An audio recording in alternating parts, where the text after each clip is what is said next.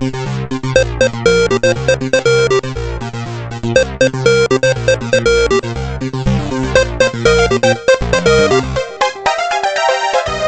it's Howard Reingold. On February 9th, 2008, I moderated a panel at the Annenberg Center's conference on DIY video. I asked the panelists about their visions for the best case scenario for what the widespread use of do-it-yourself video might mean. And in this episode, Yochai Benkler talks about his best case scenarios. Notice at the end his mention of the attention conflict in the classroom in terms of power. You asked us about best case scenario, not realistic assessments. You asked us for a little moment of utopianism, so I'll play with that a little bit.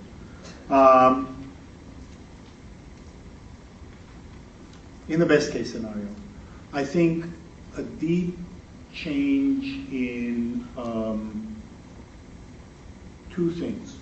One is a sense of personal efficacy and the way in which people understand themselves as capable of doing in the world alone and in loose association with others, as opposed to railing against a world that won't move.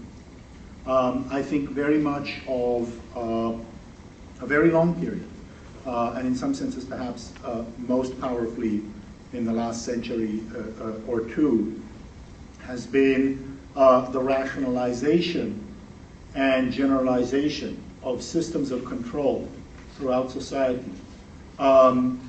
Technical, organizational, legal, bureaucratic and administrative, understood as ways of improving material welfare and the effectiveness of large collectives through the muting of human agency, through the structuring and harnessing of human action into well-designed and predictably, collectively effective outcomes.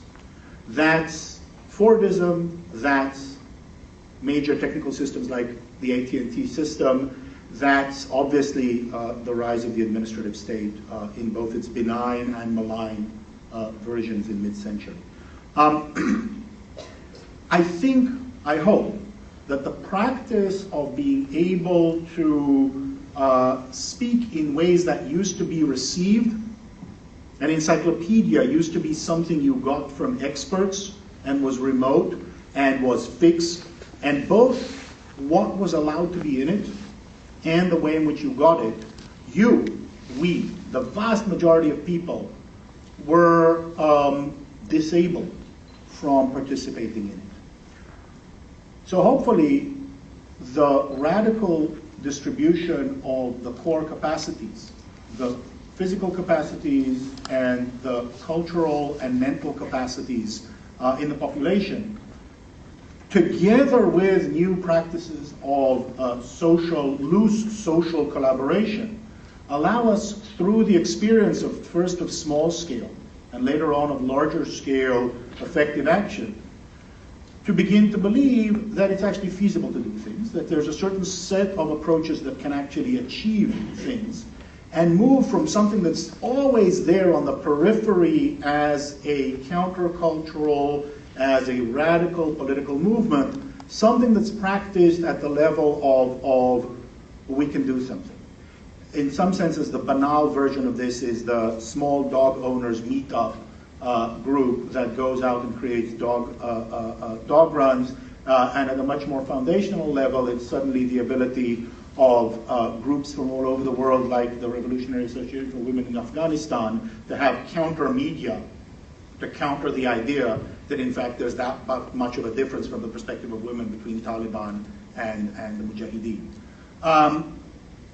So that's at a very broad level of abstraction. I think at a practical level, what it means for video is that we begin to move from a concept where we teach textual literacy and we expect as a minimal requirement of competence in society to be able to communicate in writing without expecting that everyone will be a Tolstoy or a Hemingway. But we don't have anything remotely like that for the ability to communicate visually in video, in rich media. And so in addition to the technical capabilities, the beginning of the experimentation and the learning so that people actually can.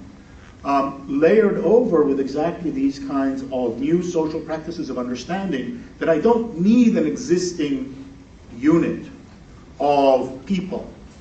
The union, the classroom, the party, in order to bring together people in loose association focused on a subject, because we need to do it together. We can pull together, as you said, a particular collective of people, wherever they happen to be, who care about them, whom we care about. The blockages between here and there are enormous. Partly they're about belief and about skepticism, but partly they're about very real conflict. And there is a large number of existing historical technical architectures. There are very strong economic divergences between groups that want to control a certain set of platforms and groups that are business groups that want to open it. And setting the alliances across commercial and non-commercial, across public and private, becomes very, very important in order to set these systems, to build openness into the technical systems, to build openness into our systems of accreditation of what counts as good and not good, as worthy and not worthy, and to push back on some of the efforts to close down networks, to make them more efficient rather than continuously more productive and generative, to close down on social networks so that they are not endangering a particular relationship of authority, say between teachers and students.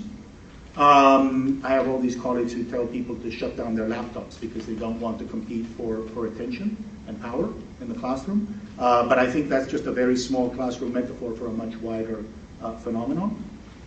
And so that's both my best case scenario and the very large barriers I see between us and there.